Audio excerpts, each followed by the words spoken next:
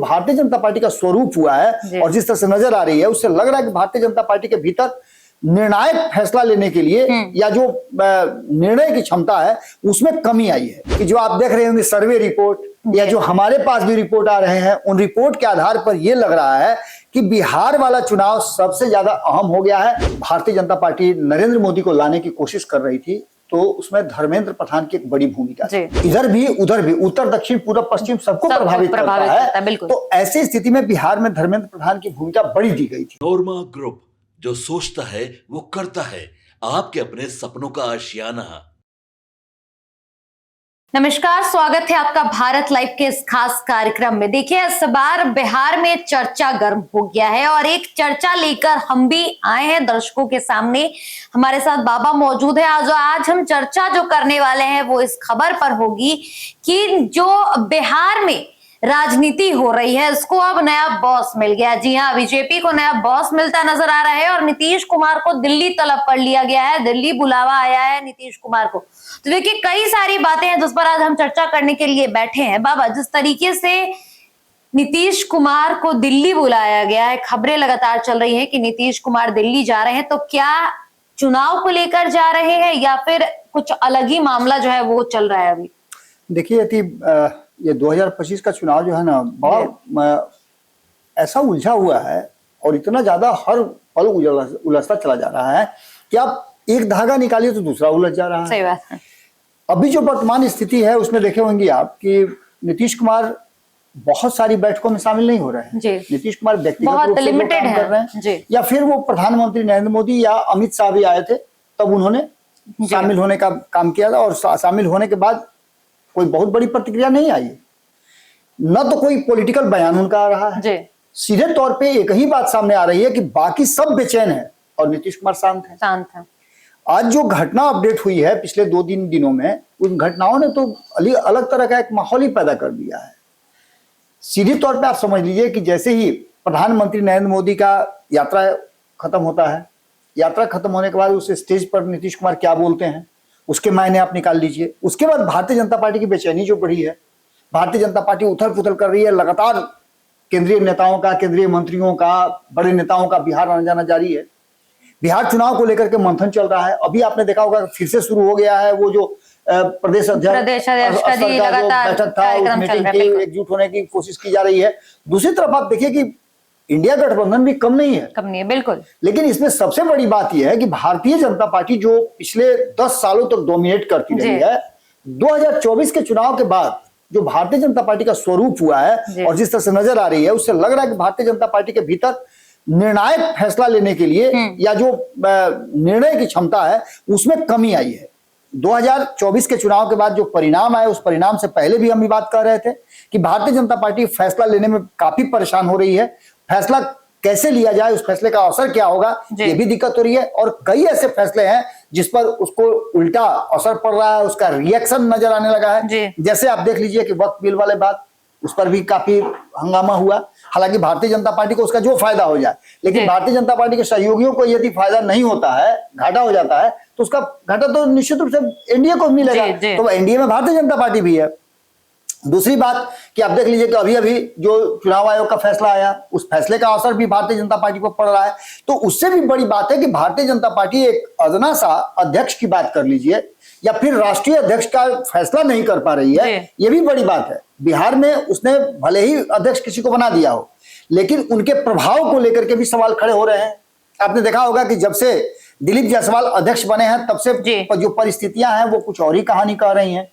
तो ये सभी परिस्थितियां इस बात की तरफ इशारा कर रही हैं कि कहीं ना कहीं जो बिहार की वर्तमान स्थिति है वो इस बात की तरफ इशारा कर रही है कि भारतीय जनता पार्टी अनिर्णय की स्थिति में है। समय समय पर बहुत सारी बातें जो है, तो जिस तरह की परिस्थितियां बनी है यदि, उसमें हम लगातार इस बात को लेकर कर रहे हैं कि कहीं ना कहीं भारतीय जनता पार्टी निर्णय लेने की क्षमता जो उसकी है उसकी कमजोर पड़ी है। अब जैसे आप समझिए, मैंने तो प्रदेश अध्यक्ष की बात कर ही दी, आनंद फानन में प्रदेश अध्यक्ष बनाना था, क्योंकि राष्ट्रीय अध्यक्ष का चुनाव होना था और राष्ट्रीय अध्यक्ष के चुनाव के समय में अगर आपको जो 1/3 राज्यों में अगर आपके अध्यक्ष नहीं है तो ऐसी स्थिति में चुनाव नहीं होगा। तो जल्दी जल्दी में किया गया, जिसमें आपने देखा होगा हिमाचल प्रदेश, मध्य प्रदेश, उत्तराखंड, महाराष्ट्र, आंध्र प्रदेश सहित सभी राज्यों के जो अध्यक्ष उनके बनाए, थे, बिल्कुल। उनको बना दिया गया। बिहार भी उसमें शामिल था, बिहार, सिक्किम, असम, गोवा, इन सभी राज्यों में बन गए। अब राष्ट्रीय अध्यक्ष की बात थी, तो राष्ट्रीय अध्यक्ष को लेकर के हम आज पिछले 2 साल से, जी मैं 2 साल की बात कर रहा हूं, एक लंबा समय होता है, 2 साल में भारतीय जनता पार्टी को एक राष्ट्रीय अध्यक्ष नहीं मिल रहा हो, तो निश्चित रूप से भारतीय जनता पार्टी कहीं ना कहीं असमंजस की स्थिति में है, या फिर भारतीय जनता पार्टी और आरएसएस के बीच में वो सामंजस्य नहीं बैठ पा रहा है। इसका फायदा और घाटा निश्चित रूप से भारतीय जनता पार्टी का जो थिंक टैंक है या जो सत्ता में है उन लोगों को ज्यादा ये असर होता है कि वो किसको दें कि आने वाले 2029 के चुनाव तक, चूंकि अभी जो अध्यक्ष बनेगा वो 2029 तक कंटिन्यू करेगा। इन सारी बातों को लेकर के अब उसमें जातीय समीकरण से लेकर के क्षेत्रीय समीकरण तक साधने की कोशिश की जा रही है। अभी आनंद फानन में आपने देखा होगा कि उपराष्ट्रपति का इस्तीफा हुआ, जी बिल्कुल, उसके लिए साउथ को चुना गया। इससे पहले हम बता रहे थे कि साउथ के ही किसी को राष्ट्रीय अध्यक्ष बनाया जाएगा, लेकिन अब वो कोटा तो उपराष्ट्रपति से पूरा कर लिया गया, तो फिर क्या किया जाएगा। तो इसमें सबसे बड़ी बात है कि जो आप देख रहे होंगे सर्वे रिपोर्ट या जो हमारे पास भी रिपोर्ट आ रहे हैं, उन रिपोर्ट के आधार पर यह लग रहा है कि बिहार वाला चुनाव सबसे ज्यादा अहम हो गया है और बिहार का चुनाव देश के मिजाज को बदलने वाला है, इसलिए बिहार पर विशेष फोकस रखना पड़ रहा है। बिल्कुल, इसके लिए आपको नीतीश कुमार को भी साधना पड़ेगा और नीतीश कुमार के साथ साथ अपने साथियों को भी साधना पड़ेगा। दूसरा सबसे महत्वपूर्ण बात, किसी ऐसे व्यक्ति को लाना पड़ेगा जो बिहार में कभी मैजिक कर चुका हो। इसके लिए आपने देखा होगा कि पिछले 24 घंटे से बिहार में कुछ अलग चल रहा है। बिल्कुल, मैं बाबा इसी पर आना चाहती थी कि जिस तरीके से अभी लगातार 24 घंटे की अगर हम बात करें तो कई ऐसे चेहरे हैं जिनमें एक चेहरा खुलकर सामने आ रहा है, और क्या ये कहना गलत होगा हमारा या फिर हम ओवर प्रेडिक्ट कर रहे हैं इस चीज को कि क्या जो जगह खाली है बीजेपी में वो भरने की कोशिश धर्मेंद्र प्रधान के माध्यम से की जा रही है। आपने बहुत ही सटीक बात कही है। धर्मेंद्र प्रधान अभी देश के शिक्षा मंत्री हैं जी। बिहार में उनका एक अच्छा खासा समय बीता जी बिल्कुल बिल्कुल। 2013-14 में जब भारतीय जनता पार्टी नरेंद्र मोदी को लाने की कोशिश कर रही थी तो उसमें धर्मेंद्र प्रधान की एक बड़ी भूमिका थी। बिहार में एक ऐसा राज्य था, बगल में आपके उत्तर प्रदेश में दिया गया था अमित शाह को प्रभार, वो वहां पूरा फील्डिंग कर रहे थे, जहां 80 सीटें हैं, और बिहार जहां की 40 सीटें हैं, यहां पर धर्मेंद्र प्रधान को दिया गया था। और बिहार चूंकि इधर भी उधर भी, उत्तर दक्षिण पूर्व पश्चिम सबको प्रभावित करता है, तो ऐसी स्थिति में बिहार में धर्मेंद्र प्रधान की भूमिका बड़ी दी गई थी और धर्मेंद्र प्रधान ने उस भूमिका में निभाया। और बिहार की जब खूब जम के चल रहा था उस समय एनडीए गठबंधन को 32 सीटें दिलवाई। ऐसी स्थिति में नीतीश कुमार भी साथ नहीं थे। ये भी एक बड़ी बात थी कि नीतीश कुमार साथ नहीं थे, तब जाकर के ये उन्होंने अचीव किया था और यहां से उनकी यात्रा शुरू हुई थी। इनको एक अलग तरह का पहचान भी मिला था। हालांकि धर्मेंद्र प्रधान का ग्राफ देखें तो ये आरएसएस से होते हुए एकदम कैडर के तरह आते धीरे धीरे करके स्टेप बाय स्टेप बढ़े हैं। लेकिन इनके साथ साथ आपने नाम ले लिया इसलिए धर्मेंद्र प्रधान का मैं नाम ले रहा हूं, लेकिन इसके अलावा जो नाम हम पिछले 2 साल से रिपीट कर रहे हैं उसमें भूपेंद्र यादव का भी नाम आ रहा है, मनोहर लाल खट्टर का भी नाम आ रहा है। हाल फिलहाल में मनोहर लाल खट्टर को बिहार का प्रभारी बनाया गया था जब उन्होंने अध्यक्ष का चुनाव किया था। इसके अलावा प्रहलाद जोशी का नाम, निर्मला सीतारमण का भी नाम आ रहा था, काफी उसमें उनका रहा है। लेकिन इन सबके बीच में महिला मोर्चा को लेकर के जो महिलाओं को लेकर के जो एक नई बात सामने आई है कि महिला को विशेष तवज्जो देने की बात की जा रही है भारतीय जनता पार्टी में, वहां आकर के मामला अटक रहा है। अब जबकि आप बात धर्मेंद्र प्रधान की कर रही है तो धर्मेंद्र प्रधान एनर्जेटिक तो है ही, और जिस तरह से उनका स्वागत हुआ है जी, मैं उस पर यही कहना चाह रही हूं। सबसे बड़ी बात है कि उनका स्वागत सिर्फ भारतीय जनता पार्टी के लोगों ने नहीं किया। बिल्कुल, जदयू के लोगों ने भी, यहाँ तक कि खुद नीतीश कुमार ने किया है, लेकर के उनको जाया गया है। जबकि नीतीश कुमार के साथ उनके कहा जाता है कि रिश्ते उस समय बहुत अच्छे नहीं हुआ करते थे। बिल्कुल, क्योंकि नीतीश कुमार अपोजिट पार्टी में थे। नीतीश कुमार अकेले चुनाव लड़ रहे थे 2014 में, और धर्मेंद्र प्रधान 2020 के चुनाव में भी, आप 15 के चुनाव में भी आप देखिए तो कहीं ना कहीं नीतीश कुमार के विरुद्ध ही उन्होंने चुनावी स्ट्रेटेजी बनाई थी। लेकिन 2020 में जब 2017 में नीतीश कुमार वापस आए, 2019 का जब चुनाव हुआ तो उसमें उनकी भूमिका रही थी, और साथ साथ 2020 में भी मनाने का नीतीश कुमार को उन्होंने प्रयास किया था, लेकिन नीतीश कुमार इनसे नहीं माने थे। अब क्या बिहार को और बिहार चुनाव से पहले भारतीय जनता पार्टी कोई नया ट्विस्ट करने जा रही है? क्या भारतीय जनता पार्टी को उसका बॉस मिल गया है? ये बात हम इसलिए बार बार कह रहे हैं कि धर्मेंद्र प्रधान के आने के बाद एक अलग तरह का स्पार्क जो नजर आया है वो नजर आ रहा है। आरएसएस से इनके रिश्ते बहुत मजबूत है, काफी मेहनती भी हैं, आपने देखा भी होगा। इस बार चुनाव जीत करके आए हैं और अच्छा बिहार खासा से। मार्जिन से, जी, बिल्कुल बिल्कुल। बिहार से ही उनको भेजा गया था राज्यसभा, ये भी सबको पता है जी। कि बिहार कोटे से भेजे गए थे। बिहार में उन्होंने बेहतर प्रदर्शन किया था, एबीवीपी से जुड़े रहे हैं। 2010 से भारतीय जनता पार्टी और 2022 में यूपी चुनाव में, 2014 में बिहार चुनाव में इन्होंने अपनी भूमिका जो निभाई है और जिस तरह से मैनेजमेंट इन्होंने किया है वो काफी अहम है। जी। ऐसी स्थिति में इनके नाम को लेकर के अब चर्चाएं शुरू हो चुकी हैं, लेकिन इसके साथ साथ एक नाम और हमारे जहन में है। हालांकि हमने नाम इससे पहले बताए थे, राजनाथ सिंह का भी नाम हमने बताया था कि एक बार हो सकता है कि राजनाथ सिंह को और मौका दिया जाए। राजनाथ सिंह बहुत मजबूत पकड़ वाले नेता डिफेंस कहे जाते मिनिस्ट्री हैं। किसके पास जाएगा वो तो एक अलग है, लेकिन डी पुंडेश्वरी का भी नाम आया था। इसके अलावा बंटी श्रीनिवासन का भी नाम आया था, महिला को करने का सुधा यादव का नाम आया था, तरुण चुग का भी नाम आया था, इसके बाद अरुण सिंह का भी नाम आया था, यहाँ तक कि शिवराज सिंह चौहान का नाम भी आया था इसमें। लेकिन सीआर पाटिल एक ऐसा नाम है जो आते हैं गुजरात से, गुजरात के क्षेत्र, उनका भी एक बड़ा इंपैक्ट रहा है भारतीय जनता पार्टी और आरएसएस के कैडर में। लंबा उन्होंने यात्रा किया भारतीय जनता पार्टी के लिए, बहुत कुछ सैक्रिफाइस भी किया है और बहुत ऊंचे ऊंचे पद पर रहे भी हैं। अभी वर्तमान में भी जल शक्ति मंत्री हैं। ऐसी स्थिति में अब ये पूरा का पूरा माहौल जो है कहीं ना कहीं मूव कर रहा है और बिहार में चुनाव से पहले भारतीय जनता पार्टी कोई बड़ा खेल कर सकती है। अब इस खेल को ऐसे भी हम देख सकते हैं कि इस पूरे खेल में अगर वास्तव में जो चर्चाएं हम पहले भी कर रहे थे और हमने बताया भी था कि धर्मेंद्र प्रधान एक ऐसे शख्स हैं जिन पर भारतीय जनता पार्टी के जो सबसे ज्यादा नजर है उन पर, वर्तमान थिंक टैंक जो है और वर्तमान लोग जो हैं वो उन पर भरोसा कर सकते हैं। इसलिए कि अभी हाल फिलहाल में जिस तरह से भद पीटी है, आपने देखा होगा कि अमित शाह की जो आपको संविधान सभा का जो चुनाव हुआ था उसमें उन्हीं की पार्टी के आप अपोजिशन में ला करके खड़ा करके अब दिखा क्या रहे थे। बिल्कुल उनके द्वारा जो समर्थित उम्मीदवार था उसको उन्हीं की पार्टी के उम्मीदवार के द्वारा हरा देना, ये बताता है कि कहीं ना कहीं उनके प्रभाव में कमी आई है। और ऐसे में एक ऐसे व्यक्ति की जरूरत है जो प्रभाव अपना दिखा सके, जिसको अनुभव भी हो और जो काम कर चुका हो। तो इसमें सबसे बड़ी बात यह है कि जो धर्मेंद्र प्रधान का नाम आ रहा है, ये नाम काफी महत्वपूर्ण है और ये ऐसा देखने को मिल रहा है कि जिस तरह से धर्मेंद्र प्रधान जो है बिहार आए और बिहार आकर के उन्होंने लोगों से मुलाकात की, उनका स्वागत जिस तरह से किया गया और नीतीश कुमार के साथ जो तस्वीरें हमारे सामने आ रही हैं वो तस्वीरें भी बहुत कुछ बयां कर रही हैं। तस्वीरें साफ साफ बता रही हैं कि परिस्थितियां बिहार से होते हुए दिल्ली की तरफ मूव कर रही हैं। और ऐसे में अगर धर्मेंद्र प्रधान आते हो पटना, नीतीश कुमार से मुलाकात करते हो और नीतीश कुमार को निमंत्रण अगर आ जाता हो दिल्ली से, जी मैं इस पर ही आ रही थी बाबा कि आखिर उनको दिल्ली बुलाया किस लिए गया है, इसके लिए परमिशन लेना नीतीश कुमार से जरूरी है बीजेपी को?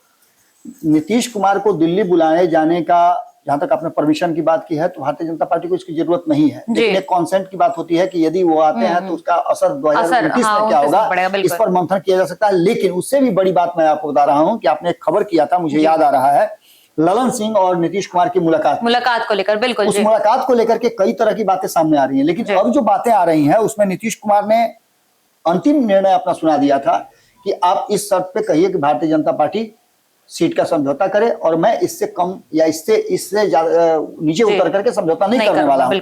और यही वो कारण है कि जिसको लेकर के नीतीश कुमार को हो सकता है कि जो ये उनको बुलावा आया है दिल्ली से वो इन्हीं सब संदर्भों में हो और उसके कई फैसले हों। जैसे कि आपको याद होगा कि 4 और 5 तारीख को 5 और 6 तारीख को 5-6 तारीख को दिल्ली में बुलाया गया है जितने भी सांसद हैं, जितने भी एनडीए के लोग हैं, उन सभी लोगों को बुलाया गया है क्योंकि उपराष्ट्रपति का चुनाव भी है। और इसी बीच में ये जो 2-3 फैसले हैं, इन फैसलों पर भी बात हो सकती है, आपस में मंत्रणा करने की कोशिश की जाएगी। जैसे आप वक्फ बिल वाले पे कैसे निपटेंगे, एसआईआर का मुद्दा है, इसके लिए जो राहुल गांधी ने यात्रा किया है, इनकी यात्रा भी लगभग समाप्त होने की स्थिति में 1 तारीख को पटना में समाप्त हो जाएगी। इस यात्रा के क्या इंपैक्ट आ रहे हैं इस पर भी बात होगी। इसके अलावा और भी कई फैसले हैं जिन फैसलों को लेकर के बात होगी। सीट शेयरिंग को लेकर के फाइनल स्टेज में बात पहुंचेगी, क्योंकि आपको यह भी बात पता है कि जब संपादक मोहन मिश्रा जी दिल्ली से लौट करके आए थे तो उन्होंने साफ कहा था कि आने वाला जो सितंबर का महीना होगा, 15 सितंबर के बाद किसी भी दिन आचार संहिता लग सकता है और चुनाव का रणभेरी जो है फूका जा सकता है। ऐसे में भारतीय जनता पार्टी एक नया ट्विस्ट देकर के अगर धर्मेंद्र प्रधान को लाती है तो जो भारतीय जनता पार्टी के भीतर का जो गैप है, कहा तो यह भी जा रहा है कि भारतीय जनता पार्टी राष्ट्रीय अध्यक्ष के अलावे एक और पद देने जा रही है जो एनर्जेटिक व्यक्ति होगा, किसको देने जा रही है, क्या पद देने जा रही है, इसकी भी चर्चा चल रही है इंटरनली। जो हमारे सूत्र बता रहे हैं कि भारतीय जनता पार्टी का एक अध्यक्ष होगा और एक कार्यकारी अध्यक्ष या उपाध्यक्ष, किसी को विशेष प्रहार दिया जाएगा। ये सारी प्रक्रियाएं और सारी बातें चल रही हैं। अब देखना दिलचस्प ये होगा कि क्या कुछ निकल के सामने आता है। युवा भी हैं, एनर्जेटिक भी हैं, और खास करके धर्मेंद्र प्रधान पर भरोसा आरएसएस को भी है और बीजेपी को भी है। ऐसे में बीजेपी और आरएसएस का कॉमन व्यक्ति यदि अध्यक्ष बनता है तो आरएसएस को भी कोई आपत्ति नहीं होगी और काम स्मूथली चलेगा भी। आने वाले 2029 के चुनाव में बहुत सारी परिस्थितियां बदलने वाली हैं, और खास करके बिहार चुनाव में अगर भारतीय जनता पार्टी पिछड़ जाती है तो उसके लिए बहुत बड़ा सेटबैक होगा। 29 के लिए और मुश्किल खड़ी होगी। यही कारण है कि नीतीश कुमार को भी गुड फेथ में रखना है और एक ऐसे व्यक्ति को कमान देने की बात चल रही है जो पूरी तरह से अनुभवी भी हो, युवा भी हो और चीजों को समझता भी हो।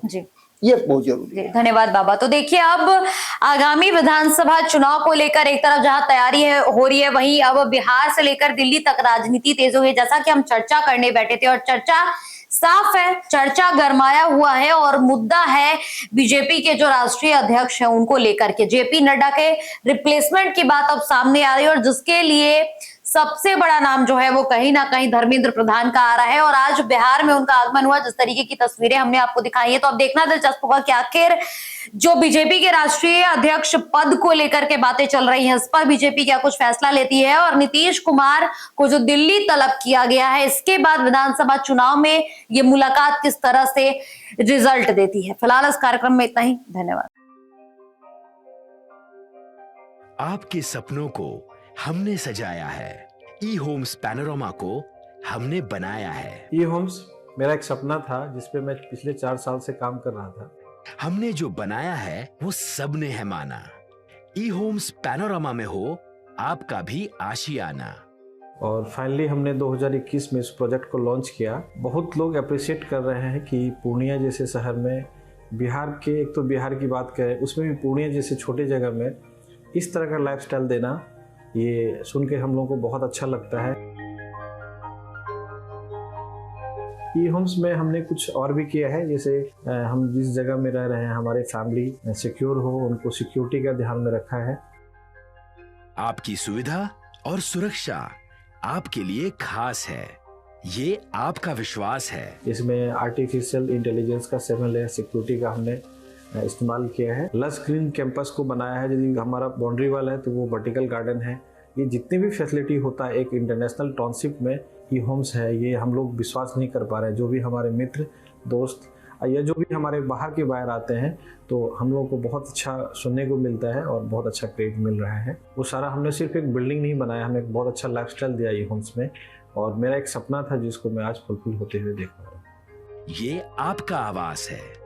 ई होम्स पैनोरामा में अब आपका निवास है। E Homes Panorama, luxurious lifestyle redefined. Panorama group, जो सोचता है वो करता है। अगर ये वीडियो पसंद आई और वह बिहार के राजनीति और बिहारियत से सरोकार रखेनी तो सब्सक्राइब बटन दबा के चैनल के सब्सक्राइब कर ली। ओजे एगो घंटी बा, ओकरा बटन दबा देला से कुल सटीक और मारक खबर रुआ मुफ्त में मिल जाई। अगर रुआ पत्रकारिता के हमनी के नया प्रयोग में सहयोग कर चाहतानी तो ज्वाइन बटन दबा दी। पेटीएम नंबर नोट कर ली 9386816700।